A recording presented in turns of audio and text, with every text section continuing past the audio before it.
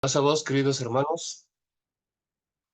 Vamos a continuar con lo que ya habíamos iniciado, nuestro curso 2 en la segunda sesión.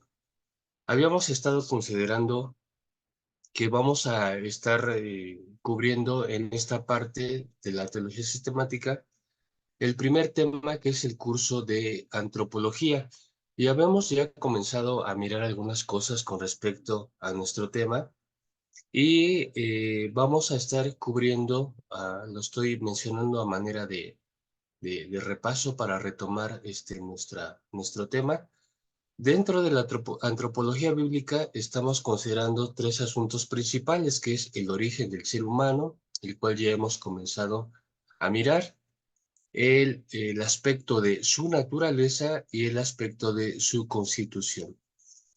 Entonces, eso incluye la antropología bíblica y entonces vamos a retomar donde nos quedamos la vez pasada. Muy bien.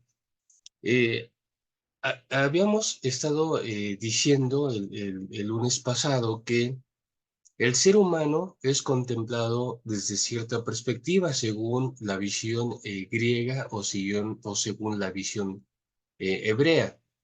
Habíamos mencionado algunos aspectos, cómo el Nuevo Testamento ya está afectado o ya está influido, por decirlo de otra manera, de la visión griega, por supuesto, porque en el primer siglo la visión griega o el pensamiento helenista era un pensamiento que dominaba, en este caso, muchos aspectos de la visión del mundo. Y una manera muy común de ver al ser humano en esta perspectiva de la visión griega es que el ser humano está compuesto de dos elementos principales, que es cuerpo y alma, es decir, una parte física y otra parte espiritual. Pero el problema es que para la visión griega, las dos cosas, cuerpo y alma, están en constante lucha, están en constante oposición, porque habíamos señalado uno de los términos, que es el término dualista, porque la visión griega es dualista y el dualismo básicamente consiste en que dos elementos están ahí presentes, pero de manera contrapuesta, que es una manera totalmente diferente de visualizarlo a la manera hebrea, que es lo que un servidor pretende mostrar en la sesión de hoy con ustedes. Entonces, por favor, yo espero que esta parte sí vaya a quedar clara, porque es muy importante que aun cuando el Nuevo Testamento se escribe en griego, por supuesto, y hay una influencia, ya lo dijimos, del pensamiento griego, vamos a considerar que los escritores todavía quieren conservar en su mente la visión hebrea, aun cuando usen términos griegos para ello. Muy bien, dice aquí nuestra primera diapositiva, dice los principales conceptos bíblicos que se utilizan para descubrir la realidad humana. Vamos a ubicarnos en el Antiguo Testamento porque los términos que aquí vamos a estar utilizando, que son tres, el primero de ellos es basar y son términos hebreos. Pero estos términos hebreos nos van a ayudar a contemplar a tener una visión mucho más integral del ser humano. Por supuesto, los elementos que en esta perspectiva componen al ser humano no están contrapuestos como es en la visión griega. En el caso de los hebreos, no contemplan la realidad humana como una realidad de lucha constante entre la carne y el espíritu, ¿no? Por eso, cuando el apóstol Pablo lo señala, que el espíritu o que la carne se opone al espíritu porque la carne no desea las cosas que son del espíritu, el contexto es de un pensamiento griego, porque recordemos, algo muy esencial también es que todo el gentilismo, todas las personas de aquel tiempo tenían muy ya en su mente, en su cabeza, el esquema del pensamiento griego. Entonces, por eso el apóstol Pablo se tiene que referir en esos términos también. Pero recordemos igualmente que el apóstol Pablo era de tradición hebrea, por supuesto. Entonces él, aunque utiliza se mueve en ese contexto del pensamiento griego, él está pensando también en sus tradiciones, que son las tradiciones hebreas. Muy bien, entonces el primer término, que es basar, que repetimos es un término hebreo. Entonces, a qué se refiere basar? Bueno, basar indica lo que es lo corpóreo, lo que es la carne, la constitución del ser humano en su dimensión corpórea. Entonces, basar se refiere específicamente a esa parte, a ese aspecto del ser humano, lo que es la carne, lo que es lo corpóreo. Dice, designa la materialidad y las limitaciones del ser humano. ¿Por qué limitaciones? Porque obviamente hay una diferencia notable entre el ser humano, porque ya dijimos en la primera sesión que el ser humano es la corona de la creación de Dios. Pero aunque sea la corona de la creación de Dios, en tanto criatura y como criatura, el ser humano tiene limitaciones naturales. Entonces dice, designa también lo efímero de la vida y su transitoriedad en el mundo. Por eso los poetas hebreos dicen que el ser humano es como esa niebla que en la mañana se puede ver, pero hacia el mediodía ya se ha desvanecido. Entonces, es cierto, la vida tiene un ciclo, la vida tiene un tiempo, y esa es una de las principales limitaciones de lo corpóreo, de lo material. En este caso, debemos considerar que todo lo material está sujeto a tiempo. Todo lo que nosotros contemplamos en la naturaleza, en la creación de Dios, todo está sujeto a tiempo. Y la vida humana, en este caso, no es diferente, porque aun cuando cumplimos el ciclo biológico de nacer, crecer, reproducirnos, una parte de ese ciclo biológico es volver hacia la tierra de la cual fuimos tomados. Entonces, hay ese aspecto de la vida en el ser humano. Dice, y debido a ello, continúo leyendo, incluye circunstancias como la enfermedad y el sufrimiento. Fíjense que esto es muy importante. El basar, que es la carne, que es lo corpóreo. Lo corpóreo, una de sus características es la cuestión de la enfermedad, la cuestión del sufrimiento. Entonces, eso es muy importante de tener en cuenta para poder, en este caso, para ser conscientes de que las cuestiones que tienen que ver con nuestra corporeidad debemos mirarlas de manera muy natural.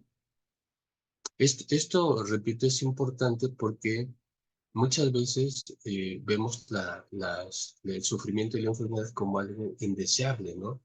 Nos enfermamos, aunque sea de la cuestión más sencilla, una gripe, un dolor de cabeza o de estómago, lo que ustedes quieran.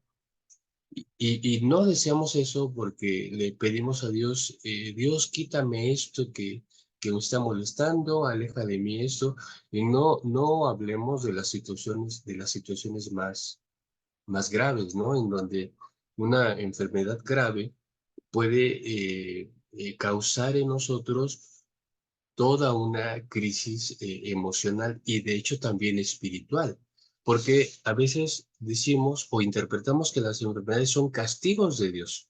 Eso sucedía en el Nuevo Testamento, sucedía en el periodo donde Jesús realizó su ministerio, donde había esa convicción de que las enfermedades eran castigos de Dios por algún pecado cometido, por alguna circunstancia en donde nosotros desobedecimos o causamos algún pecado, algún mal, y entonces recibíamos una enfermedad como castigo.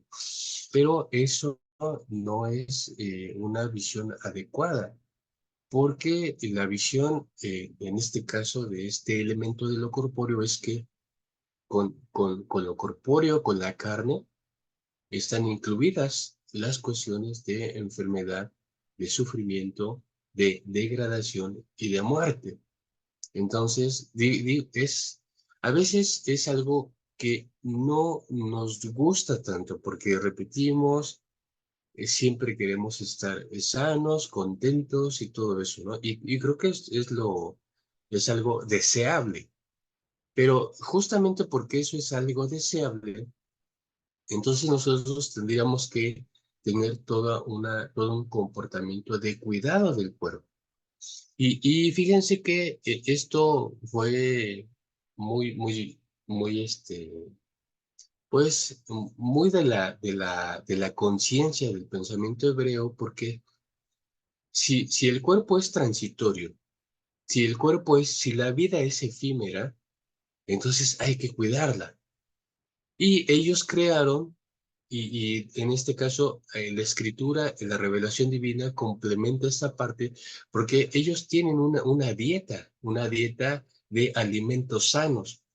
Esto se basa en la cuestión de que si la vida es efímera y el cuerpo está sujeto a enfermedad y sufrimiento, entonces hay que cuidar el cuerpo y hay que cuidar lo que nos comemos. Y por eso tenemos lo que hoy nosotros conocemos como la ley de la alimentación. Pero eso está designado justamente en esta visión de cuidar el cuerpo. Y eso es muy importante porque si esta cuestión de nuestro cuerpo tuvo un principio en nuestro nacimiento y tendrá un fin con nuestra muerte, bueno, en ese lapso de tiempo el que Dios nos regale, hay que cuidarlo, hay que, pues, tratarlo de manera adecuada, no sé, a lo mejor hoy diríamos, no solamente una alimentación sana, adecuada, igual hacer ejercicio, tener todo tipo de cosas que nos ayuden a llevar una vida, pues, como decimos en términos actuales, una vida sana. Entonces, dice, sin embargo, dicha corporeidad, sigo leyendo, sin embargo, dicha corporeidad también tiene sus aspectos positivos, como son la comunicación y la fraternidad. Lo corpóreo eh, es también una manera de tener esa experiencia relacional, ¿no? Creo que eh,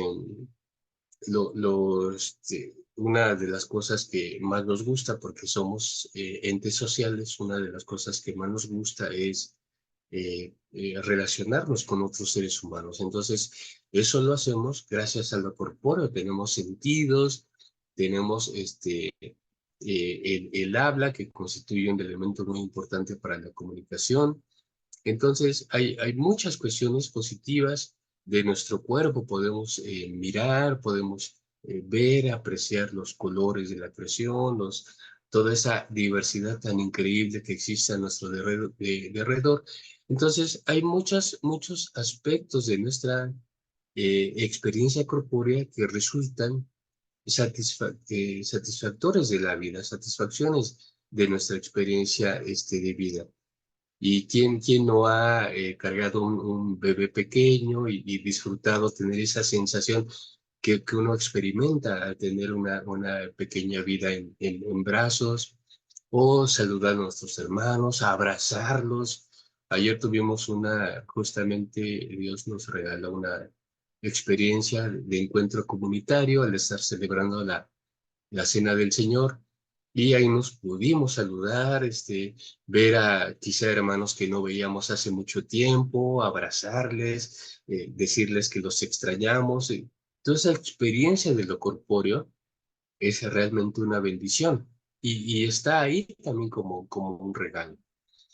Sigo leyendo, dice, en la Septuaginta, el término hebreo basar, porque la Septuaginta fue la traducción al griego de las escrituras hebreas, y la Septuaginta la tenemos más o menos por ahí en el siglo III antes de Cristo, más o menos por el 250 antes de Cristo, que según la tradición se dice que 70 ancianos o traductores se reunieron para traducir fue una necesidad porque al llegar la cultura griega y todo la influencia de su pensamiento, entonces hubo que traducir las escrituras hebreas al griego, porque muchas de la diáspora y las constantes persecuciones que sufrieron el pueblo de Dios, pues se dispersaron por toda aquella región, entonces ya no era tan fácil que o hablaran o escribieran o leyeran el hebreo, entonces había que proporcionarles un modo de lectura más asequible a su realidad. Entonces, por eso se traduce las escrituras hebreas se traducen al griego y el resultado es esto que llamamos la Septuaginta. Dice, en la Septuaginta el término hebreo basar se tradujo con las palabras griegas como sarx, pero tienen otro acento, tienen otro tono ahí. Sarx, en este caso sarx se va a referir a la corrupción, a la carne, a la carnalidad, a esa latencia pecaminosa en el ser humano. Por ejemplo, uno de los términos que más usa Pablo es el sarquinos. El sarquinos, que obviamente es un derivado del sarx. El sarquinos es el hombre pecador, el hombre pecaminoso. Y soma, en este caso es el otro término que se utiliza, sarx y soma. Y soma se refiere más al cuerpo físico, al cuerpo material. Y soma es un tanto más conocido para nosotros porque a veces se habla de las enfermedades psicosomáticas, es decir, que tienen un origen psicológico, un origen mental y que se reflejan en el soma, en el cuerpo. Entonces, se refiere a esto, el término soma es el cuerpo físico y material. Dice, y con la suma de ambos usos se trató de abarcar el mismo sentido que transmitía Basar, porque Basar incluye ambas cosas, incluye lo corpóreo, la debilidad humana, las limitaciones, todo eso, pero también incluye ciertamente esta latencia de lo malo, de la maldad en el ser humano. Muy bien. Dice, en el caso del pensamiento paulino, se añadirá un matiz teológico y usualmente se vinculará el vocablo sarx en referencia a la pecaminosidad del hombre y soma como la unidad que constituye al ser humano. Entonces, en el hebreo basar, ya cuando este concepto transita en el Nuevo Testamento, hay que usar, bueno, se usaron dos términos, sarx y soma. Sarx referido a lo pecaminoso y soma referido a lo corpóreo. Pero eso está incluido en un solo término que es basar en el pensamiento hebreo. Bueno, entonces resumamos esta parte. Basar eminentemente se refiere a lo corpóreo, incluido limitaciones, incluido cosas positivas, cosas de la experiencia corpórea, pero también incluye las cuestiones de enfermedad, de sufrimiento, perdón, de degradación y de muerte, ¿no? Entonces, esas cosas están presentes en lo corpóreo, en el ser humano. Y como forman parte de, entonces hay que aceptarlas. No solo hay que aceptarlas, sino hay que trabajarlas, ¿no? Si sabemos que ya va a llegar un cambio de estación, a veces los cambios de estación traen pues efectos también en nuestro cuerpo, pues hay que prevenir, quizá hay que tomar vitaminas si va a llegar la estación fría, hay que darle a nuestro cuerpo cosas adecuadas que nos ayuden a transitar también en los cambios de estación. En fin, hay muchas cosas que pudiéramos señalar para el cuidado del cuerpo, para el cuidado de lo corpóreo, sin olvidar ese elemento tan importante que se incluye en la escritura, que es la cuestión de la dieta pues sí, la ley de la alimentación, que también es un referente obvio para el cuidado del cuerpo. Muy bien, bueno, vayamos al siguiente concepto, entonces. El siguiente concepto es el de Nefesh. Al concepto pasar de lo corpóreo se une este otro concepto que es el Nefesh. Y Nefesh se refiere al aliento, al soplo. Dice, designa el aliento vital. Es el centro de la conciencia y el asiento de la existencia personal, el Nefesh. Dice la escritura en el relato del Génesis, dice que sopló Dios en esa eh, eh, figura, en esa creación que él había hecho del polvo de la tierra, dice que sopló en él, y dice el texto, y fue un alma viviente. Entonces, el Nefesh se refiere a esta parte de lo consciente en el ser humano, la existencia personal. Una de las cosas que distinguen al ser humano del resto de las criaturas es justamente esta capacidad consciente que tenemos los seres humanos de saber que existimos.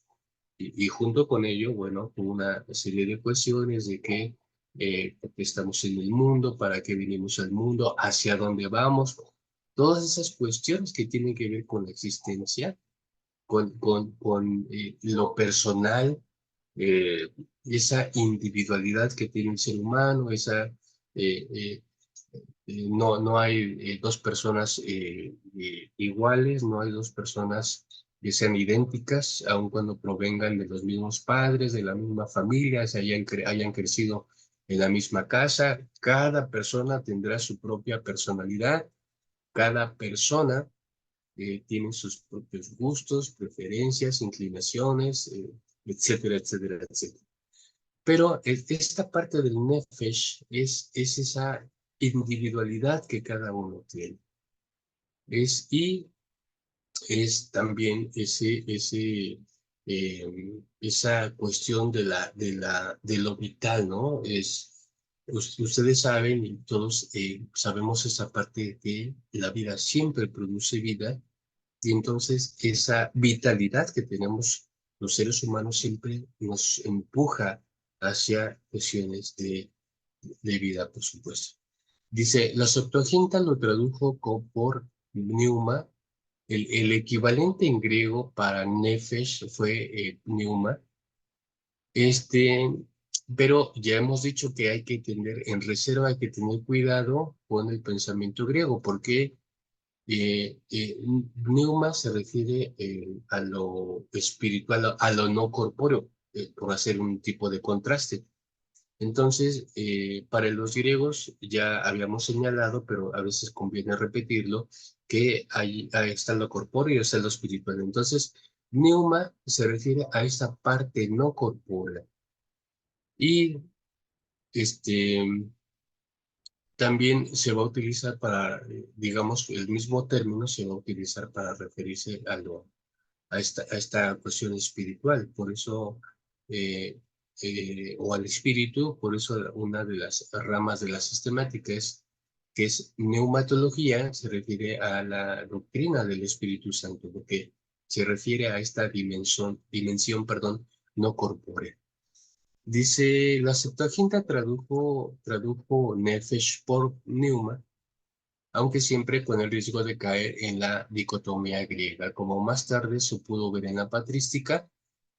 La patrística son aquellos primeros siglos donde se dio toda una proliferación de pensamientos, de posturas teológicas, y se llama así, o se designa así ese periodo por los llamados padres de la iglesia, por eso se le llama así la patrística. Dice, un dualismo que encontramos hasta el día de hoy. Es cierto, la influencia del pensamiento griego llega hasta nuestros días, ¿no? E incluso hoy día podemos estar pensando en esa dicotomía, en esa oposición que hay entre cuerpo y alma. Dice, sin embargo, para el pensamiento semita o hebreo, el ser humano es una unidad indivisible, pues en su visión no existe una separación de las funciones psíquicas y las corpóreas.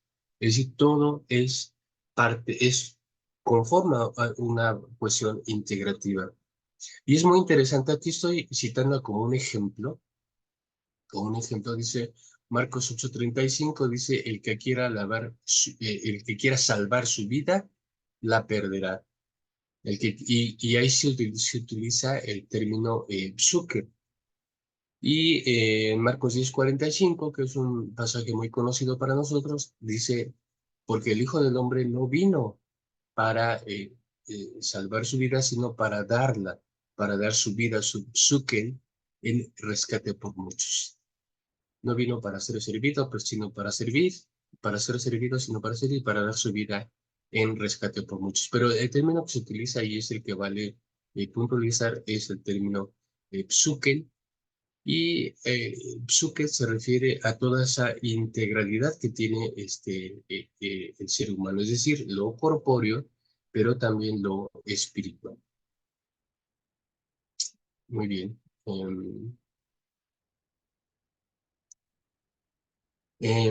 Entonces, queridos hermanos y hermanas, se refiere a que hay que tener una visión integral del ser humano en el sentido de que lo corpóreo y lo espiritual están unidos, no están en constante lucha, no están en contraposición, no están peleados el uno con el otro, ¿no? Esto ha tenido sus vaivenes a lo largo de la historia porque hay un periodo en la Edad Media, hay un periodo donde surgen los monasterios y el concepto o ese periodo de la iglesia que se le llama o que se denomina el monasticismo, en donde en esta visión de que pues, el cuerpo es malo, entonces hay que alejarlo de todo lo placentero. Entonces se crean lugares, y es muy interesante porque la visión que tenemos sobre el ser humano a veces nos lleva a realizar acciones. Y por ejemplo, en la Edad Media se pensaba, bueno, si el cuerpo es malo, si el cuerpo es pecaminoso, hay que quitarle las tentaciones, hay que quitarle todo lo que signifique placentero para el cuerpo, hay que alejarlo. Y por eso crearon los monasterios, se crearon los monasterios como espacios privados de reclusión, donde a veces hombres o a veces mujeres se recluían ahí para alejarse de las tentaciones. Fíjense que eso es una cuestión muy interesante porque eh, cuando se piensa la vida cristiana en esos términos, o cuando se piensa la vida de fe en esos términos, aprendemos a ver que hay cosas que las alejamos de nosotros, las ponemos como pues sí, como en algo eh, que no provoque en nosotros alguna tentación, alguna caída. Decimos, no, no quiero caer en eso.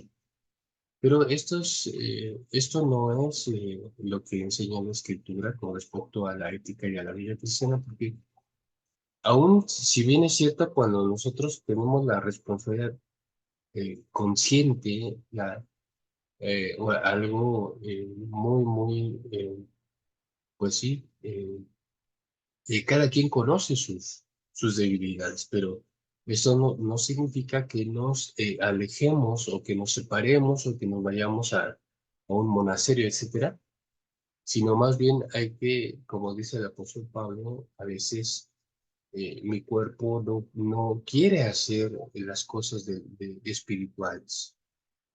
Y hay que reconocer esa parte también en nosotros y llevarlo a una práctica correcta de la ética, pero si solamente negamos una debilidad nuestra sin canalizarla hacia algo positivo, pues nunca vamos a superar eso esa debilidad que posiblemente tengamos. Entonces, hay que vernos como una unidad integral en donde nosotros alabamos a Dios, nos relacionamos con Él, pero de manera completa. Es decir, no se relaciona con Dios solamente en nuestra parte espiritual. Ya hemos dicho que todo tiene que ver lo corpóreo. Entonces, alabamos a Dios y le honramos con todo lo que nosotros somos. Muy bien, bueno, al Basar y al Nefesh se une un tercer elemento. Veamos cuál es. Me gusta mucho. Dice, es el Ruach. Es el Ruach. Ruach literalmente significa aire, viento, brisa. Dice, se refiere a aquella fuerza externa que, con que se ha identificado al ser humano y que desde la antigüedad está ligada a la presencia de Yahvé, es decir, a la presencia de Dios. El Ruach, por excelencia, es esa potencia divina que genera y produce vida. Ese concepto, Ruach, tiene un sentido profundamente teológico y al mismo tiempo también antropológico, es decir, indica la procedencia de nuestra existencia en Dios. Por eso es que la Escritura señala enfáticamente que somos imagen de Dios. Somos criaturas en el sentido de que estamos en ese contexto de lo creacional, pero el hecho de que nuestra referencia de vida no sea meramente biológica, porque viene en el relato sucede algo eh, no solamente interesante, pero también vean ustedes esta parte. Dice el relato del Génesis que Adán se puso a ponerle nombre a las criaturas. No sabemos cuánto tardaría, pero pues imagínense ponerle nombre a las criaturas. Y luego viene un señalamiento, en esa parte del relato dice, pero no encontró, termina de ser consciente de las escrituras y al ser consciente de las escrituras se vuelve consciente de sí mismo y dice, pero no encontró entre todas las escrituras alguien en quien mirarse.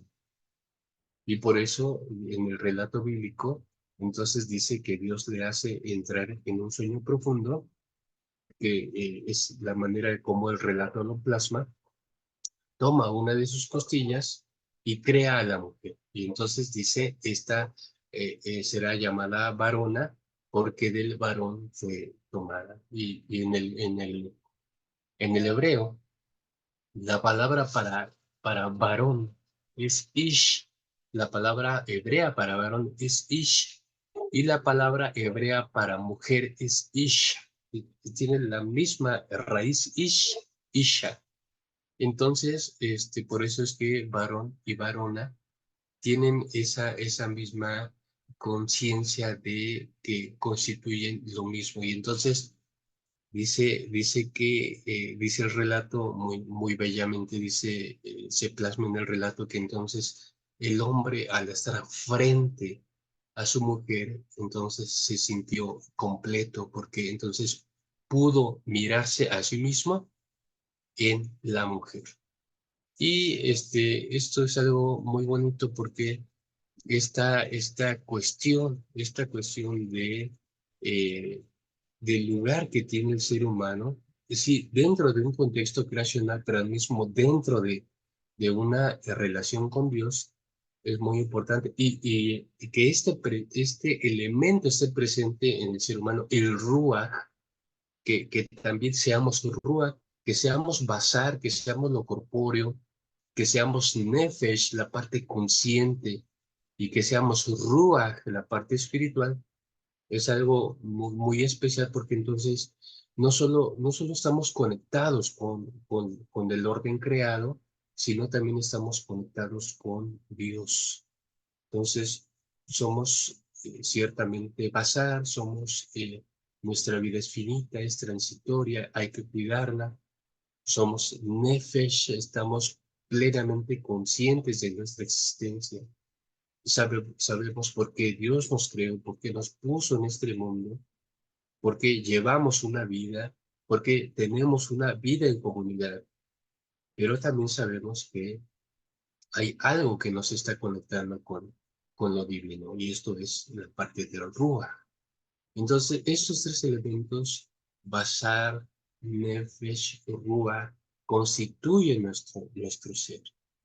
Y esto nos eleva en un sentido muy especial, porque esto que Dios creó, esto que Dios hizo, entonces tiene un elemento muy, pues, de mucho privilegio.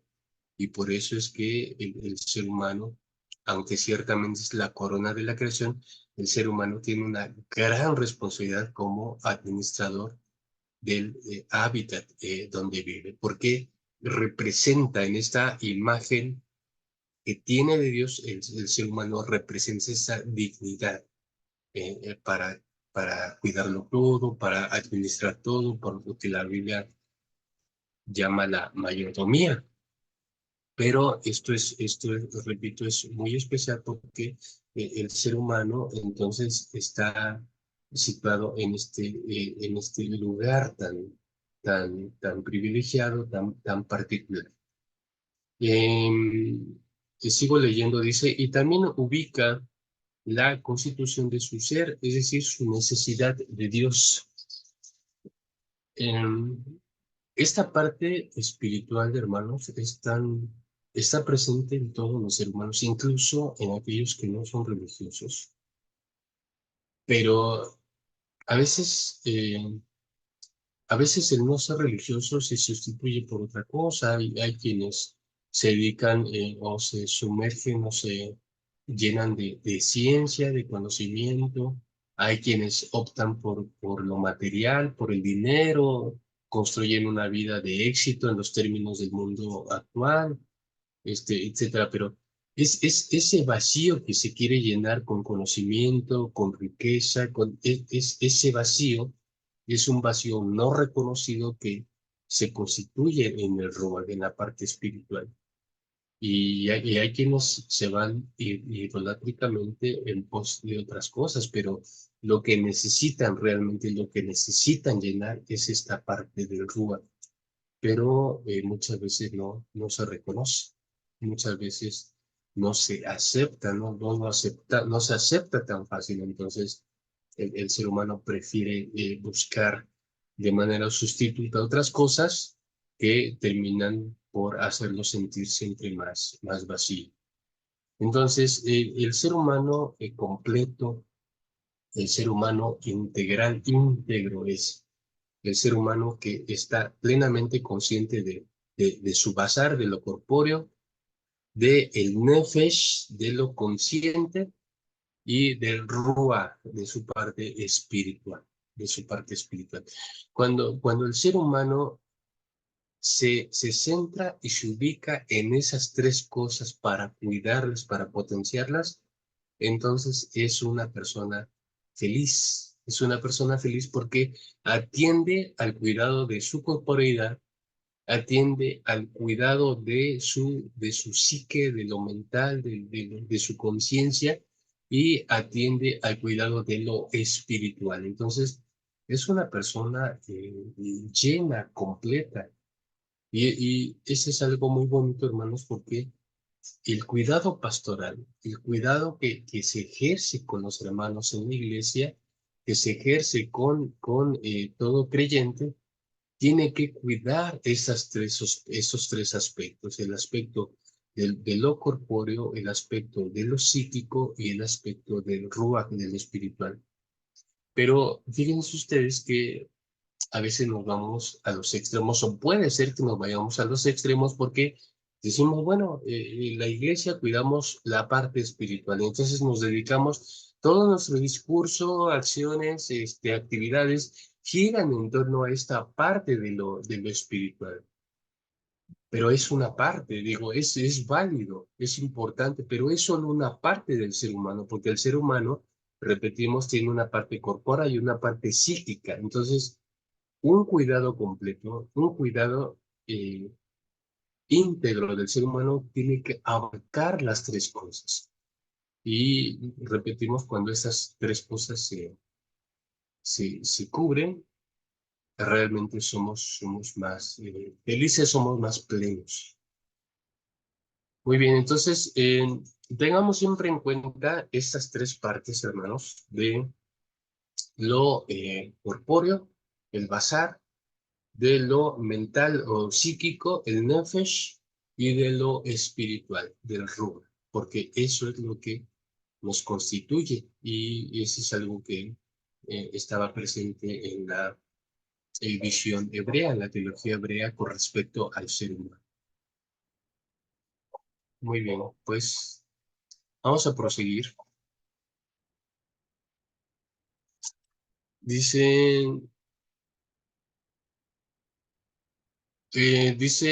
A modo de paréntesis, inciso E, a modo de paréntesis, en Primera de Tesalonicenses 5:23, tenemos un ejemplo de la visión antropológica cristiana que debería ser la visión ya completa con ese antecedente que estamos viendo. Dice, y que el Dios de la paz los santifique plenamente, para que ustedes se conserven irreprochables en todo su ser.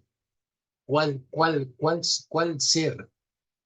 El espíritu, el alma y el cuerpo. Es como si el apóstol Pablo dijera, y ustedes, y que el Dios de la paz los santifique plenamente.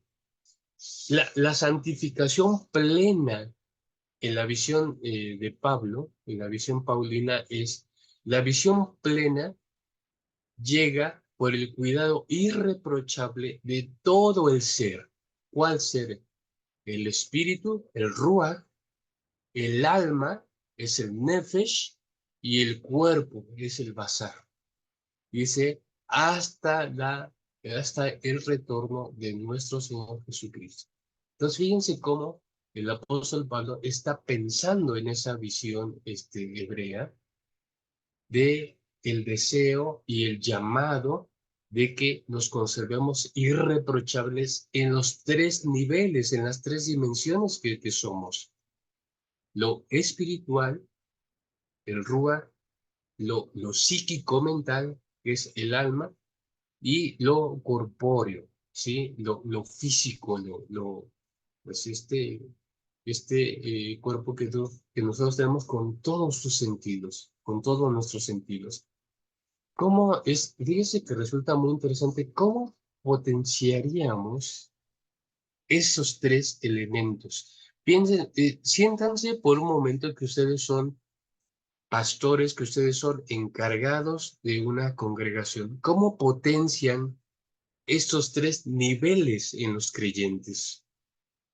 Lo corpóreo, lo psíquico y lo espiritual. No sé si ustedes han tenido la experiencia de cuidar a niños en la iglesia, de ser maestros de niños.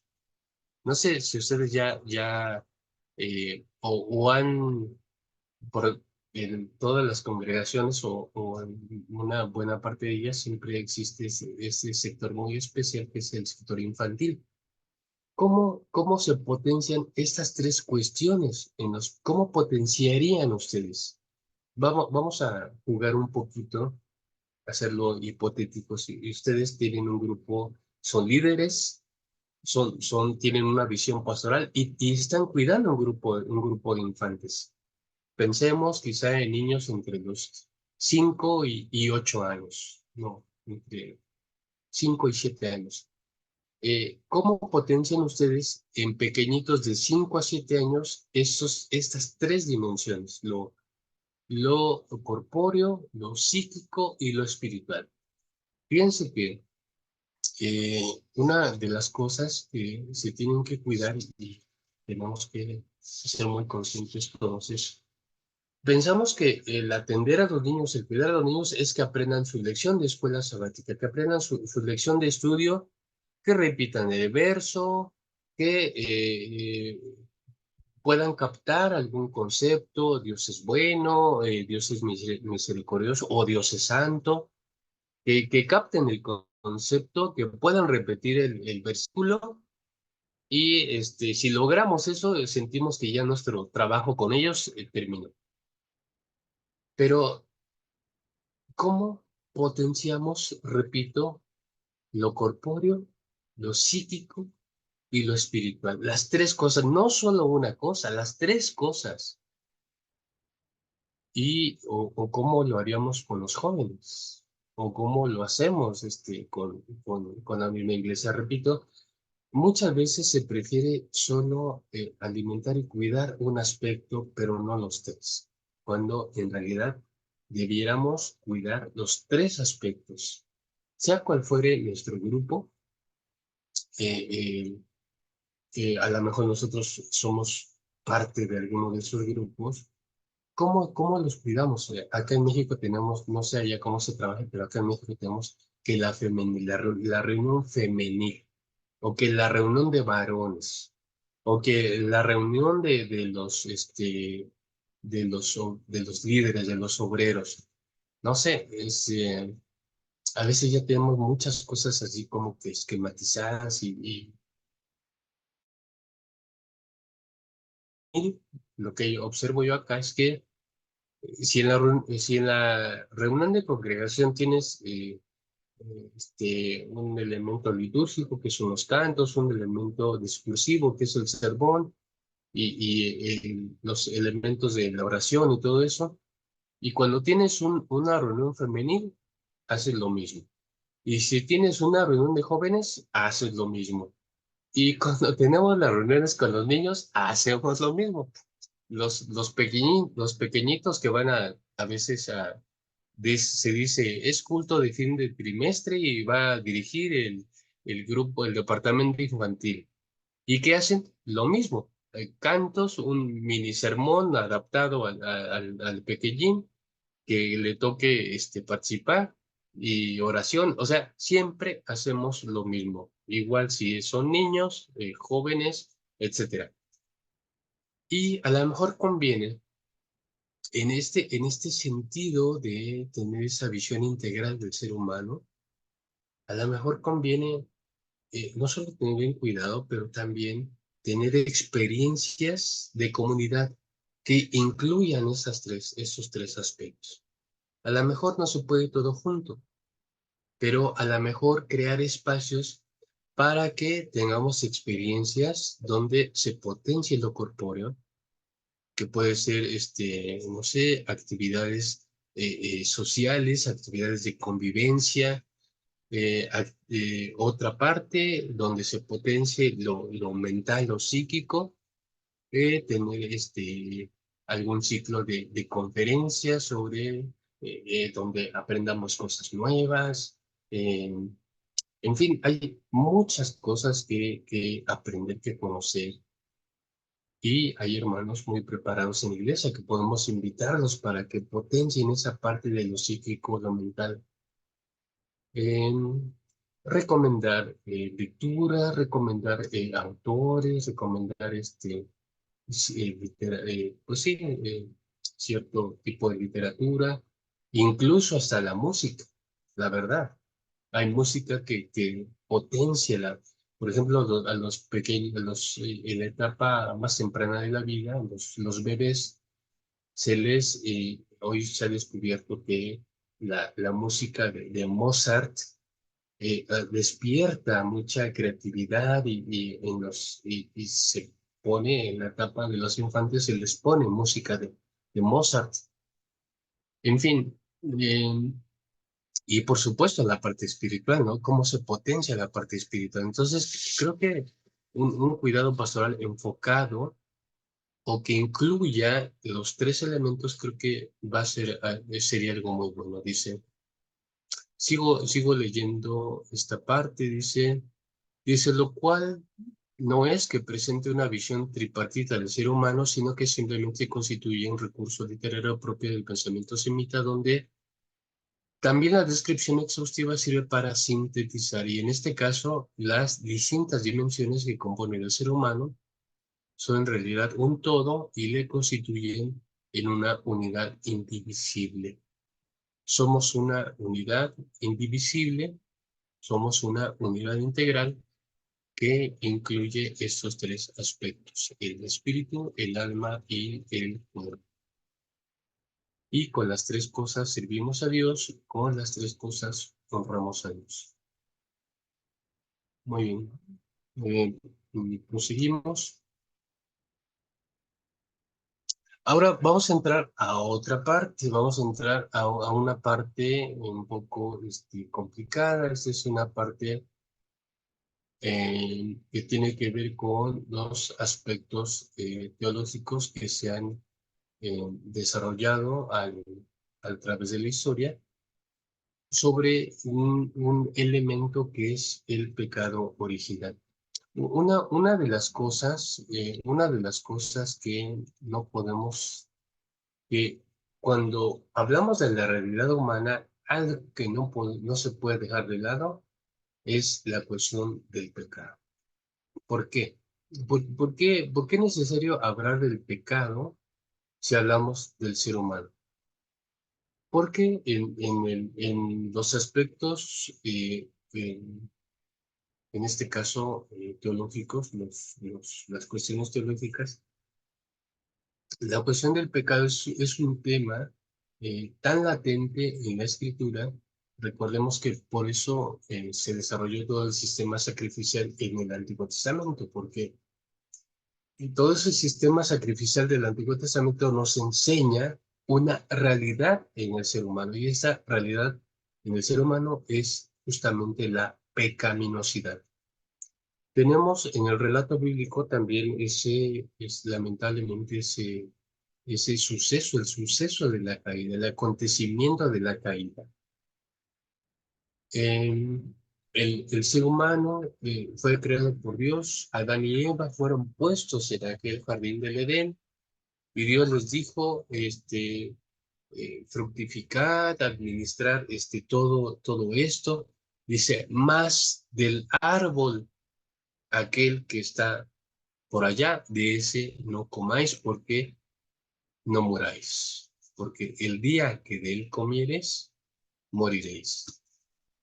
Y entonces ellos, teniendo muchas cosas para hacer, muchas cosas para comer, una cosa se anidó en su mente.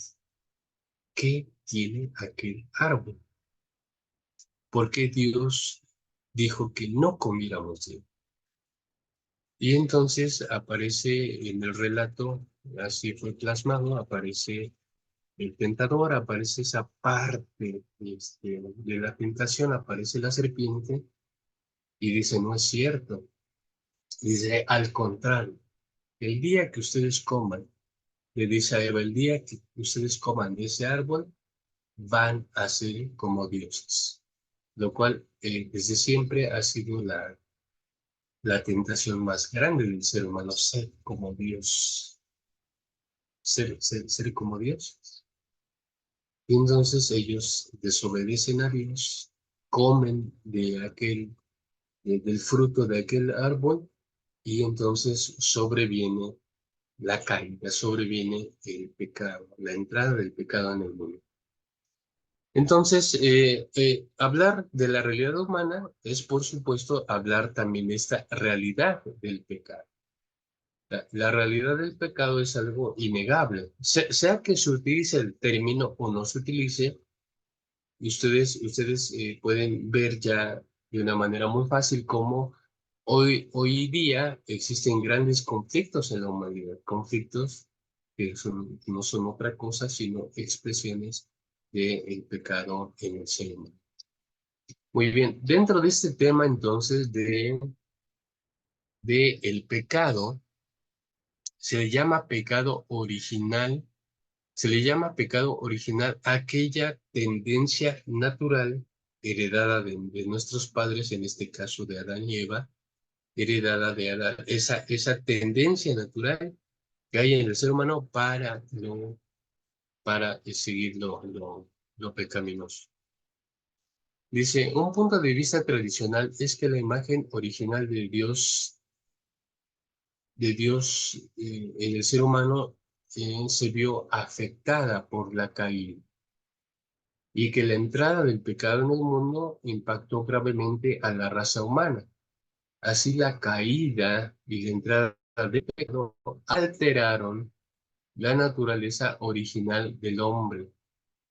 Eh, Nuestros puntos de fe señalan esta parte. Creo que una de las cosas que con nosotros aprendemos eh, cuando somos evangelizados y esa cuestión, uno de los elementos principales es que somos personas pecaminosas, es decir, somos personas necesitadas de salvación, de restauración, de perdón. Creo que es una de las cuestiones. Y el bautismo, que es uno de los símbolos cristianos más importantes, es justamente la remisión de pecados para despertar a una vida nueva. Pero está ahí presente este elemento del pecado, ¿no?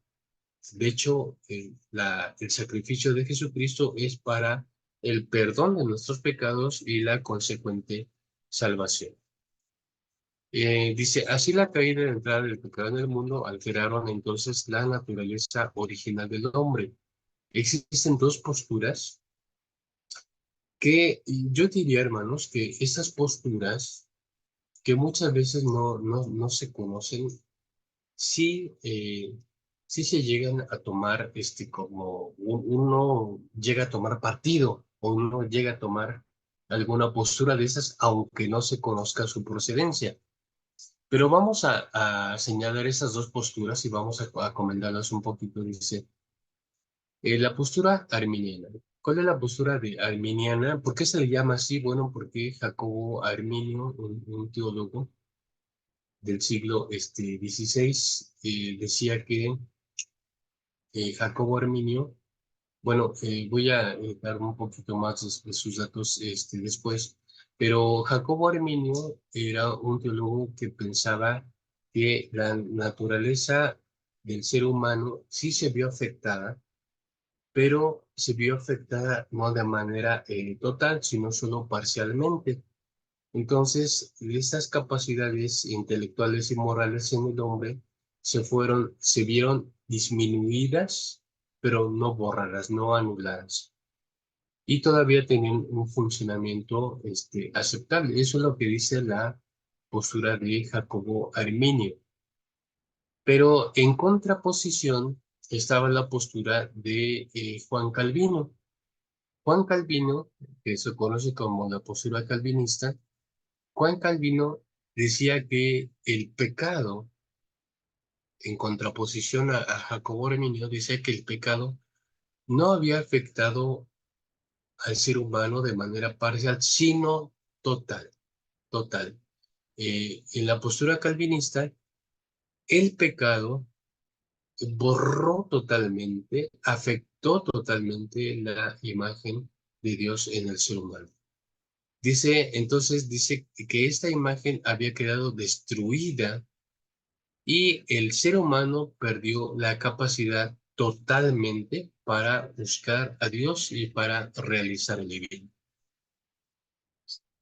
Em, si pensamos un poquito en la postura de cada uno, la postura arminiana que dice que sí, el pecado sí generó estragos en el ser humano, pero no anuló del todo su capacidad intelectual y su capacidad moral. Y Calvino dice que él sí afirma que el pecado borró, aniquiló, destruyó totalmente esa imagen de Dios en el mundo. ¿Cuáles son las consecuencias? Esto es importante. ¿Cuáles son las consecuencias en cada caso? ¿Cuáles son las consecuencias? Bueno, las consecuencias para Jacobo Arminio es que pese a la caída, pese a la entrada del pecado en el mundo, todavía el ser humano tiene la capacidad de hacer el bien, tiene la capacidad de reconocer cuando está haciendo mal, si quiere detenerse o no, por lo menos sabe que si no se detiene, sabe que está haciendo lo malo y que es responsable de eso. Pero ¿cómo se dice? Para Jacobo, pero para Juan Calvino, él dice que no, que después de la entrada del pecado en el mundo y en la raza humana, el hombre ya no, ya, si algo puede hacer el ser humano es constantemente hacer lo malo. No hay manera de que realice o haga el bien de alguna manera. Fíjense que estas posturas han transitado a lo largo de la historia. Y hoy mismo, en las iglesias, en nuestras congregaciones, me parece que se van moviendo ambas posturas. Es decir, una postura, quizá la más dominante sea la postura calvinista, en donde pensamos que efectivamente el ser humano no hay manera de que haga algo bueno, sino simplemente va a estar continuamente realizando lo malo. Pero hay maneras de ver esta parte sin irnos a los extremos. Dice, también a lo largo de la historia y hasta nuestros días existen posturas diversas sobre las consecuencias del pecado original, formulándose tres visiones principales al respecto, que son estas tres. Entonces, a esta parte de la postura de Jacobo Arminio y de Juan Calvino, también se han como que, eh, como que desmenuzado un poco más con precisión y el resultado han sido esas tres visiones, ¿no? La antropología negativa, que sería una visión eminentemente calvinista. Dice, ¿cuál es la antropología negativa? Que el ser humano es no en parte, no parcial, sino absolutamente incapaz de buenas obras. Voy a ponerles un ejemplo. Este, Hay cosas que no podemos pedirle a un bebé, que es, pensemos en un infante de 18 meses, de año y medio, ¿no? Entonces, un infante de año y medio ya está dominando el arte de caminar, pero todavía no domina bien este, su capacidad de tomar objetos y manipularlos. Apenas está en ese proceso de aprender. Entonces, no podemos pedirle a un infante de 18 meses que nos traiga un vaso con agua o nos sirva un vaso con leche. Es algo imposible para él todavía. Entonces, pedirle cosas que son imposibles para un infante es ponerlo en riesgo, obviamente. La antropología negativa diría lo siguiente: no se le puede pedir al ser humano lo que no es capaz de dar. Entonces, no se le puede pedir al ser humano que se porte bien porque él en su naturaleza no puede hacerlo. Su naturaleza fue afectada por el pecado, entonces no se le puede pedir al ser humano que haga algo bueno. Entonces, ¿quién tiene que hacerlo? Dios. Fíjense cómo trabaja esta parte. Si decimos, el ser humano es incapaz de algo bueno, entonces, ¿qué tiene que hacerlo? Tiene que hacerlo Dios, tiene que hacerlo el Espíritu, porque el ser humano es incapaz. Cuando pensamos las cosas así, entonces oramos de la siguiente manera. ¿Cuál sería la oración de alguien que está en esta postura de la antropología negativa, donde el ser humano es incapaz de buenas obras? ¿Cómo ora una persona aquí? Empieza a orar de la siguiente manera. Dios, te pido que tú pongas en mí un buen corazón, que tú pongas en mí buenos pensamientos, que tú me lleves a realizar lo bueno. Obviamente, si le pedimos a Dios todo eso, es porque nosotros nos descubrimos incapaces de tener buenas acciones, incapaces de tener buenos pensamientos y por lo tanto incapaces de tener buenos resultados. Eso es lo que sería una antropología negativa, es decir, somos eminentemente malos y Dios tiene que operar a través de nosotros las cosas buenas, porque nosotros somos incapaces. La antropología positiva es el otro extremo. ¿Qué dice la antropología positiva? Dice, a pesar de la caída, el ser humano eh,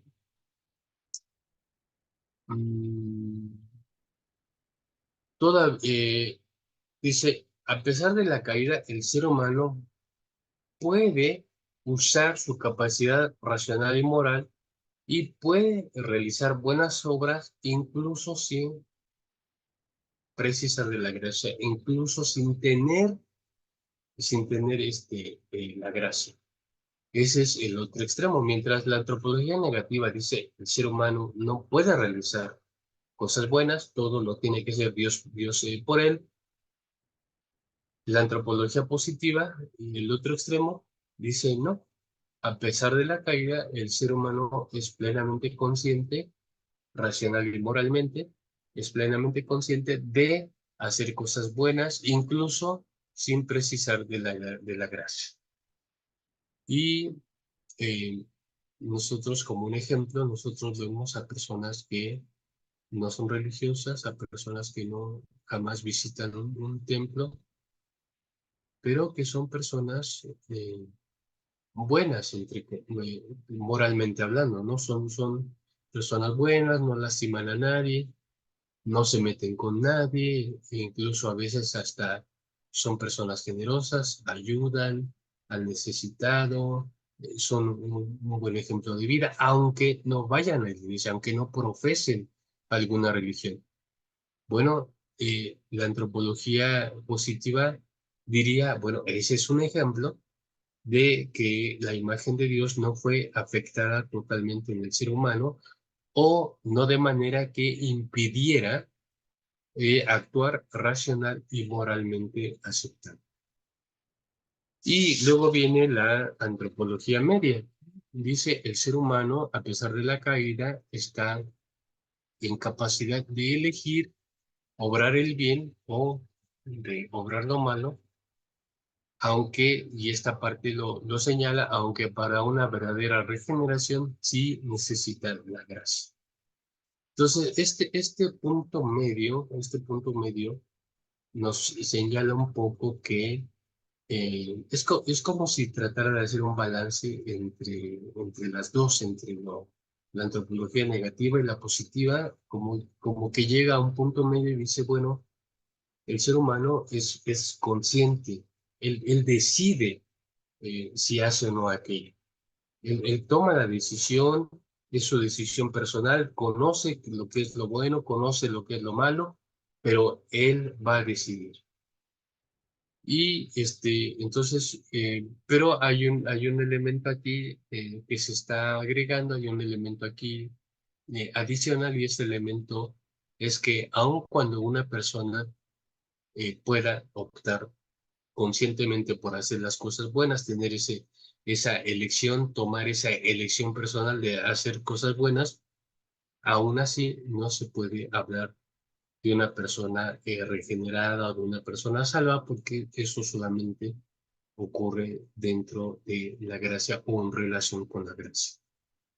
Entonces, pueden ver ustedes cómo esas dos posturas de Jacobo Arminio y de Juan Calvino, donde qué tanto quedó afectada por el pecado la imagen de Dios en el ser humano, qué tanto afectó la entrada del mal en el mundo, si lo afectó totalmente, si lo afectó parcialmente.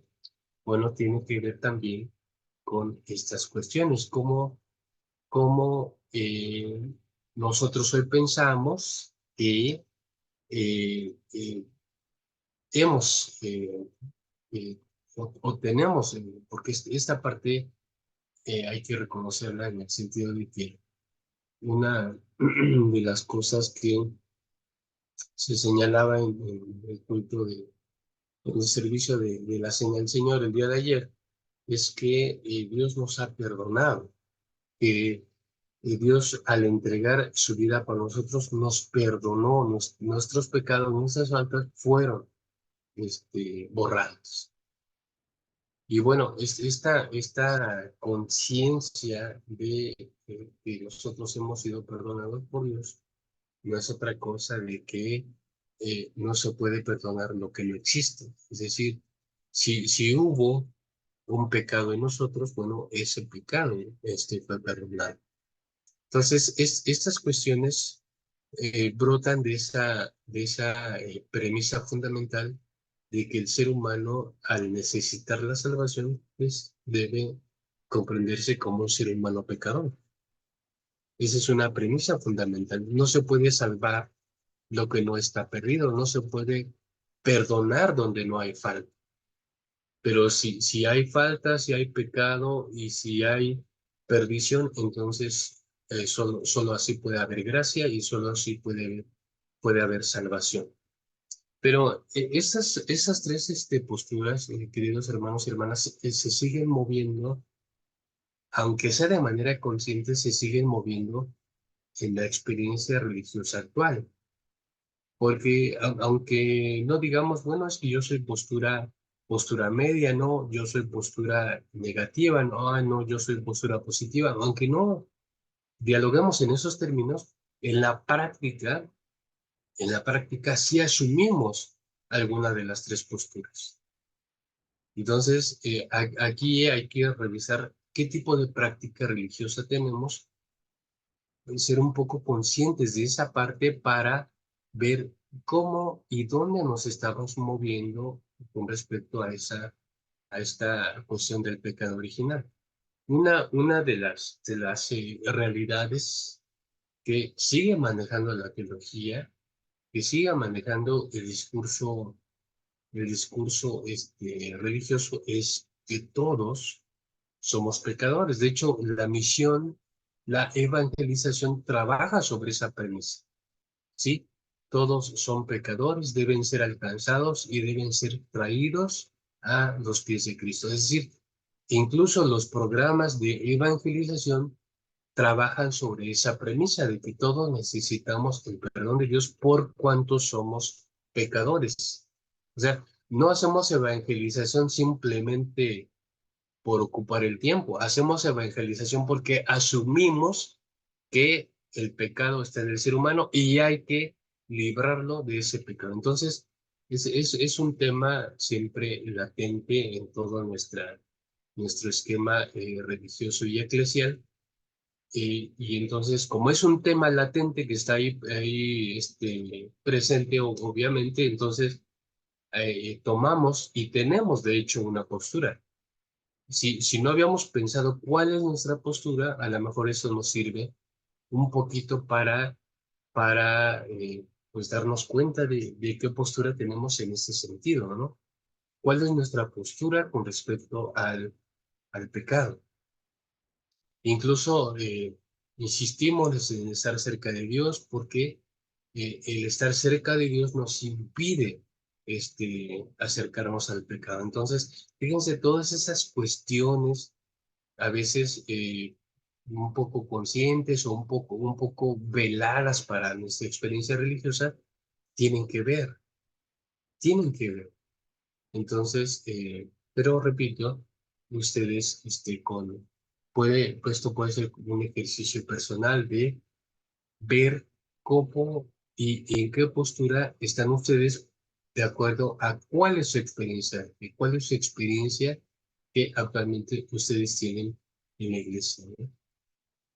Muy bien, pues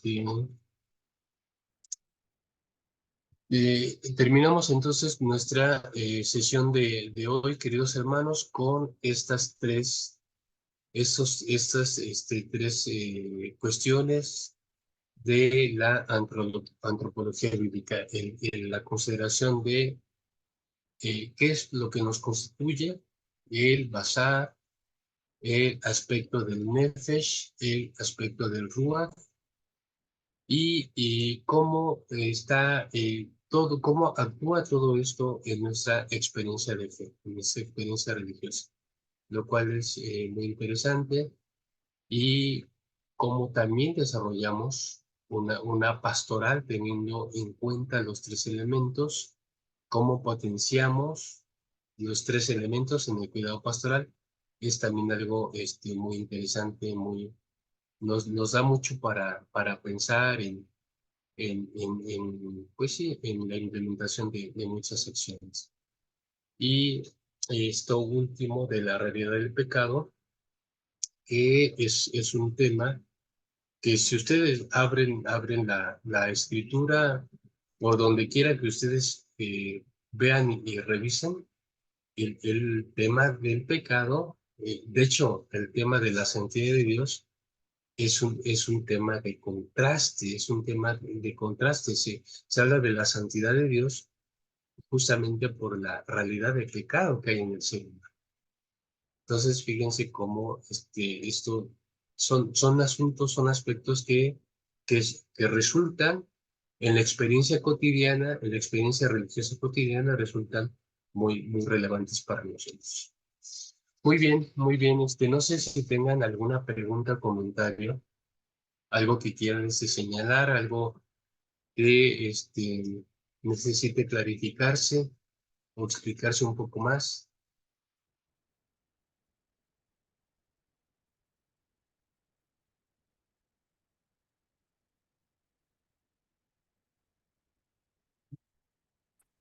Bueno, Ya. Buen día, profe. De mi parte, no, muy claro todo, muchas gracias, muy linda la clase. muchas gracias, mi hermana, gracias por su comentario.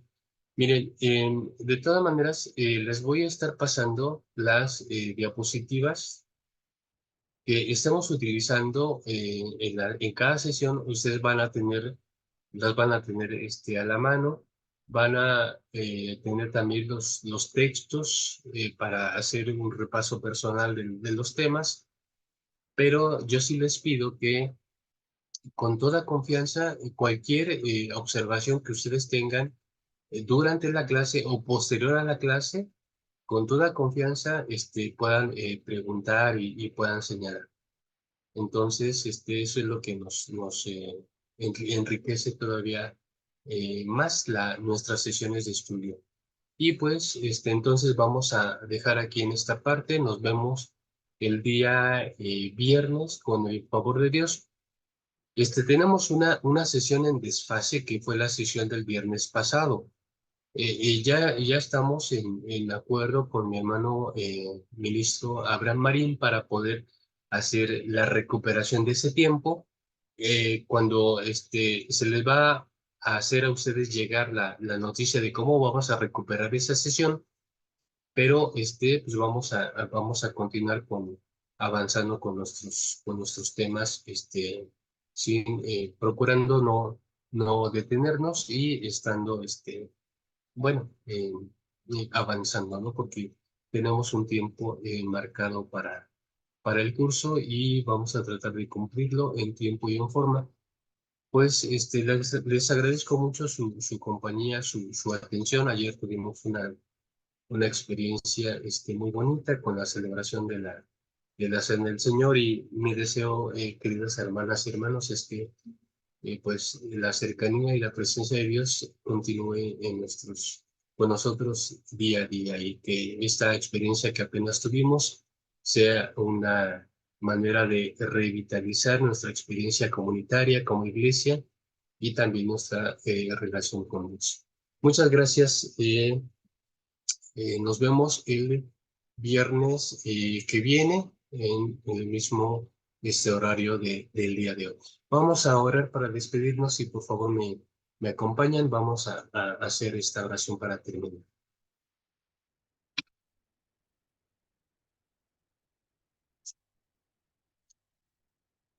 Padre nuestro que estás en las alturas de los cielos, te bendecimos y te damos gracias, Señor, porque Tú nos acompañas y todo el tiempo, porque nos regalas tu presencia y porque siempre nos das motivos para encontrar nuestro sentido de vida y también un sentido de vida ligado a quienes queremos, a quienes amamos, con quienes compartimos nuestra vida, Señor, nuestra existencia, pero también en esa visión y en esa misión, encargo que tú nos das, Señor. Gracias por tu gracia, gracias porque nos acompañas todo el tiempo y queremos suplicarte, Señor, que bendigas, que nos sigas bendiciendo, que toda esta experiencia que tú nos regalas y la cual nos acerca más a ti y también en la experiencia de unos y otros, queremos que tú nos sigas guiando en tus caminos, Señor. Permite que las actividades de esta semana tengan ya tu bendición, que tú nos protejas, que nos cuides, Señor, en todas nuestras actividades, que estén ya encomendadas en tus manos. Por favor, bendice a nuestras familias, bendice a nuestras congregaciones, a nuestros pastores, y que todas las cosas que realicemos, sea en casa o en la iglesia, sean para honrarte, Señor, sean para bendecirte también y para provecho nuestro. Por favor, quédate con nosotros y síguenos dando de tus bendiciones. Pues te lo pedimos en el nombre de Cristo Jesús, nuestro Señor y Salvador. Amén. Pues paz, queridas hermanas, nos estamos viendo primeramente Dios el próximo día, este viernes. Cuídense mucho y entonces les encargo que cualquier comentario de ustedes con respecto de las sesiones nos estemos señalando. Me están haciendo, dentro del chat, me hicieron un señalamiento de el audio. ¿Cómo sintieron Ahí lo ustedes puedo el hacer. audio? Ahí lo puedo hacer. Tenés que llevar las flechitas y ahí hace. Está activado. ¿Cómo estuvo lo del audio? Sí, sí hubo un buen audio en el Sí, desarrollo de la para sesión. mí, para mí sí hubo un buen audio. Se Ok, escuchó, bueno. no se cortó. De todas maneras, y gracias. De todas maneras, voy a revisar esa parte, porque sí es algo muy esencial que haya un buen audio, un buen volumen, pero de todas maneras lo voy a revisar. Gracias por la observación. Entonces, primeramente Dios, nos vemos el siguiente viernes. Cuídense mucho, un abrazo, Dios les bendiga. Bendiciones.